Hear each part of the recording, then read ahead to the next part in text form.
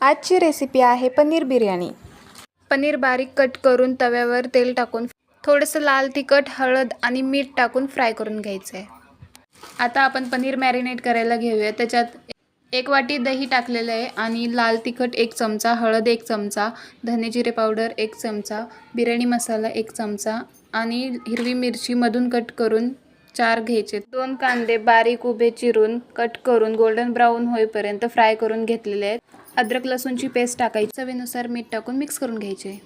Mix करून marinate केलेलं पनीर 10 मिनिटं तसंच ठेवायचं। त्यानंतर तांदूळ स्वच्छ धुवून भिजत ठेवायचे आहेत 5-10 मिनिटं। त्यानंतर तांदूळ शिजवण्यासाठी त्याच्यात आपण टाकलेलं आहे शहाजिरे, तमालपत्र, लवंग आणि 2 लिंबाची फोडी टाकून घ्यायच्यात।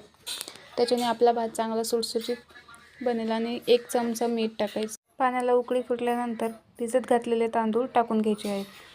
भात आपल्याला 70 ते 80% शिजवायचा आहे।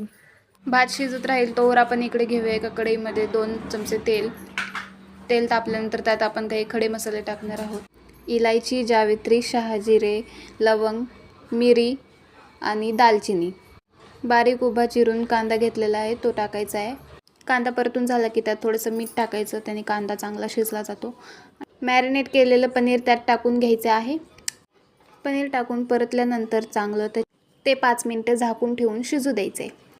त्यानंतर थोडंसं पनीर साईडला काढून त्याच्यामध्ये आपण शिजवलेले तांदूळ टाकून त्याला थोडंसं पसरवून त्याच्यावर अजून एक लेयर पनीरचा टाकायचा आहे। मग त्यानंतर त्याच्यावर आपण बारीक चिरलेला फ्राय केलेला कांदा टाकून घ्यायचा आहे।